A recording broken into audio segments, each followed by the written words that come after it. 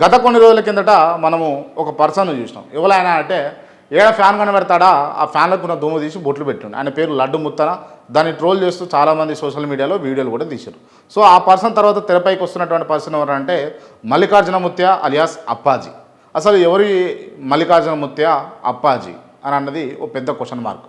అసలు ఆయన ఏం చెప్తుండు అని అంటే ఫోన్ నెంబర్లు చెప్తున్నాడంట.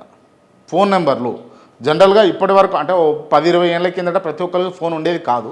బట్ నవేడేస్ అందరూ కూడా ఫోన్లు వాడుతున్నారు.